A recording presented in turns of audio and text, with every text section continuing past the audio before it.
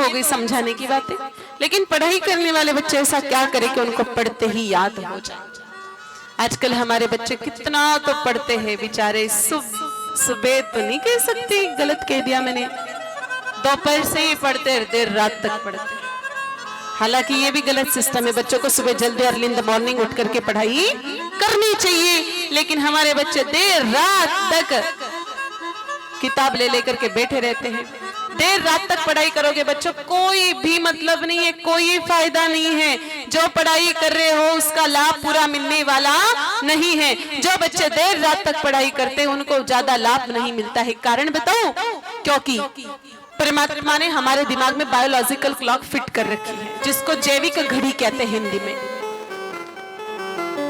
विज्ञान के अनुसार सूर्यास्त के 3 घंटे बाद प्रत्येक व्यक्ति को विश्राम करना चाहिए, लेकिन जब विश्राम करने का समय होता है तब आप किताबें लेकर के बैठ जाते हो। और रात को जैसे 10 बजते हैं, बायोलॉजिकल क्लॉक के अनुसार हमारे शरीर में नींद के हार्मोन्स स्रावित होते हैं कि हमको ज्यादा नींद आने लगती है। तो एक तरफ से नींद के हार्मोन्स और एक तरफ से पढ़ाई कर रहे हो, दिमाग में प्रेशर डाल रहे हो, तो ये पढ़ाई के हार्मोन्स, नींद के हार्मोन्स एक दूसरे पर टकराते और बच्चे अवसाद के, डिप्रेशन के शिकार हो जाते हैं। और जहां जहां पर बच्चे देर रात तक पढ़ाई करते हैं मेरे भाई बहनों, वहां से जो एजुकेशनल हब सिटीज है, वहां से बच्चों के आत्महत्या के मामले ज्यादा सुनने को मिलते हैं, क्योंकि बच्चे देर रात तक पढ़ाई करते हैं। तो देर रात तक बच्चे को कभी पढ़ाई करनी ही नहीं चाहिए। रात को 10 बजते एकदम लाइट बंद हो जानी चाहिए घर की। बच्चा चाहे 12th क्लास में है, चाहे बच्चा आरएस की तैयारी कर रहा है, चाहे बच्चा यूपीएससी की तैयारी कर रहा है, रात को 10 बजते ही सो जाए और सुबह ब्रह्म मुहूर्त में भले ही 3 बजे उठ जाओ और ब्रह्म मुहूर्त में तैयारी करो। जितना भी पढ़ोगे वो तो जल्दी याद होगा और कम समय में ज्यादा पढ़ पाओगे। पुराने जमाने में हमारे ऋषि मुनि सुबह ब्रह्म मुहूर्त में उठ करके ही तो मेरे भाई बहनों साधना तपस्या करते थे, और उनको जो भी आविष्कार करना होता उसके बारे में चिंतन करते थे।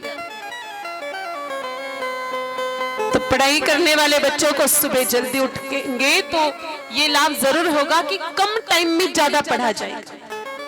और दूसरा लाभ, जो भी पढ़ेंगे वो हमेशा के लिए याद रहेगा। तो रात को जल्दी सो, सुबह जल्दी उठो बेटा। रात को मोबाइल चलाओगे तो भी कैसे सो पाओगे? कितने बच्चे मोबाइल चलाते हैं? अच्छा,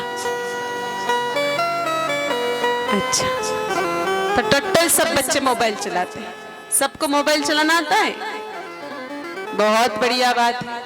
इसका अर्थ यह है कि आपके माता पिता आपके प्रति जिम्मेदार नहीं है। आप मम्मियां उनके हाथ खड़ा कर रही थी, लेकिन इसमें दोष इन बच्चों का बिल्कुल भी नहीं है, क्योंकि ये जो खिलौना आपने पकड़ा है ना अपने बच्चों का रमकड़ा, ये तो आपने ही पकड़ाया है। ये कोई मांगने तो गए नहीं थे बाजार में, आपने ही पकड़ाया। और ये मोबाइल पकड़ाने की शुरुआत तो मेरे भाई बहनों आजकल 6 महीने से हो जाती है। 6 महीने भी बहुत बड़ी बात बताई। बच्चा रोता है ना, 2 महीने का होता है, तब से ही मम्मियां उसको मोबाइल दिखाना शुरू करती है। 2 महीने के बच्चे को मोबाइल की ट्रेनिंग देना शुरू करती है, तो बच्चा बड़ा होगा तो मोबाइल मांगेगा नहीं तो और क्या मांगेगा। मोबाइल बहुत अच्छी चीज नहीं है, जिसके जितने इसके अच्छे उपयोग है उससे बहुत ज्यादा मेरे भाई बहन उसके बुरे उपयोग है, बुरे दुरुपयोग है। इस मोबाइल के कारण तो मेरे भाई बहनों कितने तो कांड हो चुके आप जानते हैं। और पढ़ाई करने वाले बच्चों को क्या काम पड़ता है ऐसा मोबाइल का? अब तो आजकल आपकी ऑनलाइन पढ़ाई भी बंद हो गई। जो माता पिता अपने बच्चों से वास्तव में प्रेम करते हैं, वो चाहते हैं हमारे बच्चों का निर्माण हो, उनको अपने बच्चों को मोबाइल नहीं देना चाहिए। अब आप कहोगे फिर हमारे बच्चे तो ऐसे तो विज्ञान का जमाना है, पीछे रह जाएंगे। ऐसा बिल्कुल भी नहीं है।